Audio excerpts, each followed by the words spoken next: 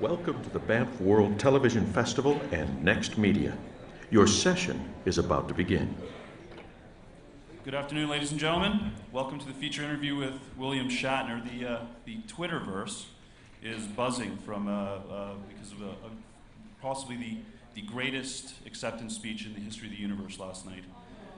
So we're hoping that Mr. Shatner will give us more of the same today. I want to introduce Erica Benson, VP of Programming from Chorus, who they're sponsoring the session, say a few words, and then we'll get the feature interview underway.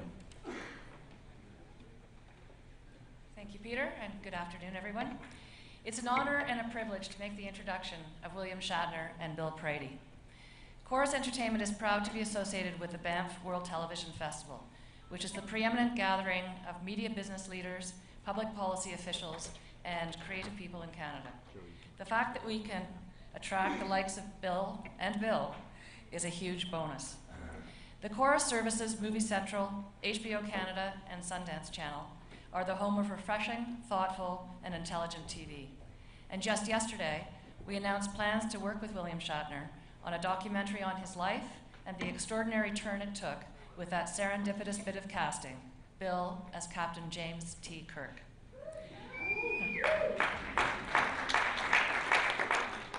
Over lunch with Bill last fall, he spoke to us of his enthusiasm for finding opportunities to work in Canada and his delight in coming to Banff this spring. He proceeded to tell his wife Elizabeth about the building of the railway and the historical roots of the grand old hotels that sprung from that massive endeavor, like the Banff Springs. What that said to me is that you can take a Canadian out of Canada, but you can't take Canada out of the Canadian.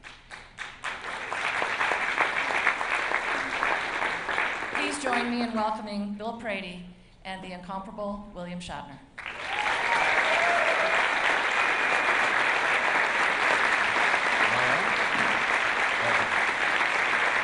We're gonna bring Bill out in a second, but I wanted to have just a moment between us to talk about William Shatner.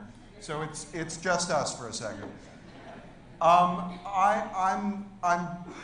the co-creator and the executive producer of a television program called The Big Bang Theory, and The Big Bang Theory, among other things, owes its existence to the work of William Shatner.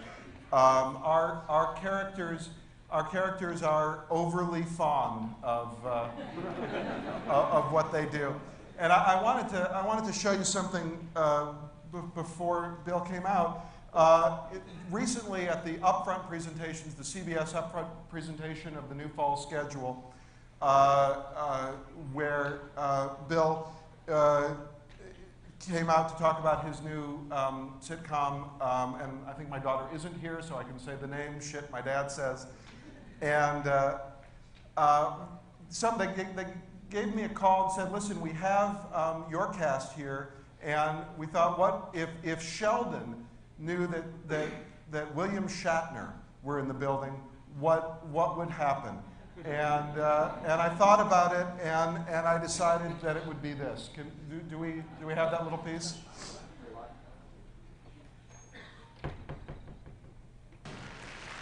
Please welcome to the stage the legendary William Shatner.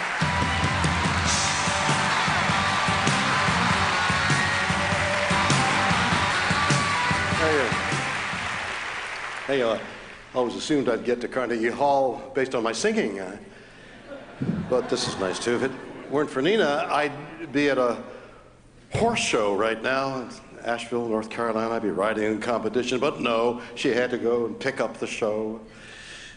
That's okay. I love the show. It's just a problem what to call it. I mean, it's strange. They used to let me say T.J. Hooker. Maybe we could try Sit. My father says. However, the hell you call it, doesn't really matter. But I absolutely want to thank everybody. Is that really Captain Kirk?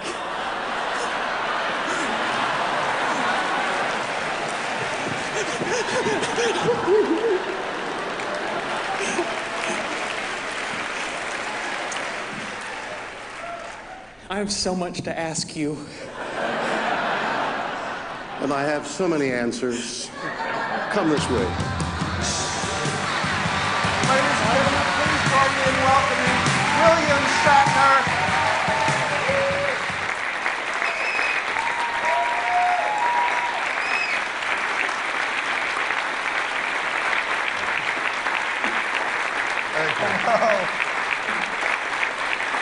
Do I sit first? You sit first. That's how it works. Thank you very much. Is it a big room or a small room? We can't see, by the way, up there. It's just us. It's just a conversation between us. I think everybody is hoping that, of all the aspects of your career, I think they're hoping that we begin, of course, with your singing career. Now, I'd be delighted to hear a note.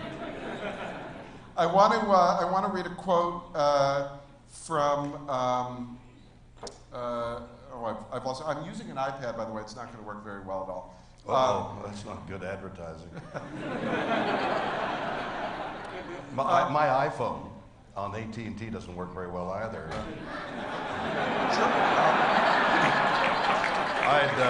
I'd sell the stock right now if I were you. Now, let me ask you a question about George Clooney.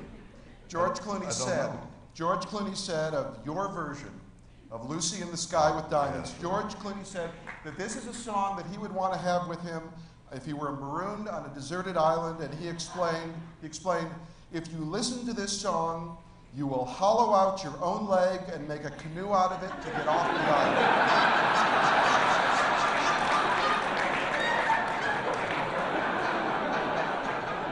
Would you like to respond? Yes.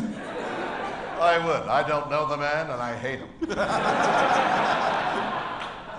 If you really like to, because I do a talk show called Raw Nerve on the Bio Channel, and we've been renewed for the 3rd season. So I've got 26 interviews of celebrities, people that you and I would know, and hopefully some of the audience would know.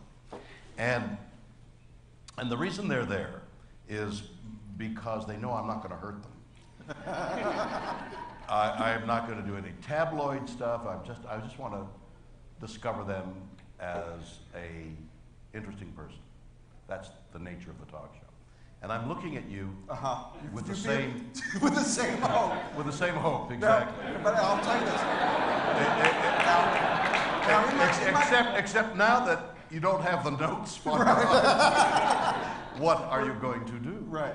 Now, in my defense, I'm quoting George Clooney, but I'm quoting him from your book, aren't I? That's true. And I think this is one of the things that people have come to learn about you, which is that you're comfortable with how you're perceived in the world. Because it's totally untrue. Well, for example, Lucy in the Sky with Diamonds. So I was in the midst of working, I think it was on Star Trek, I believe, and a stagehand. I was reminded of Tyrone Guthrie, who was talking to a stagehand about something going on the stage, and I said to him later, "Sir, why are you talking to the stagehand? What is it?" He said, "Well, you never know who's going to fart a good idea at you." So I guess I must have felt that about a guy with, who was working up on the lights and so. And he came over and he said, "I've got an idea for an album for you." And he described this thing. And I thought, that's not a bad idea, to take literature, classical literature, pieces from classical literature, and tie it to songs that are that exist today, and try and link the literature of yesteryear with the literature of today, which is mostly in the lyrics of songs. So I broached that to a record company, and they said, "We'd like to do that." And so I put together a grouping. And among the groupings was I think it was Cyrano de Bergerac, one of the speeches, one of the arias from Cyrano, and Lucy in the Sky with Diamonds, which I spoke. But Lucy in the Sky with Diamonds is a drug song. Okay, so now I marry these two with fresh music.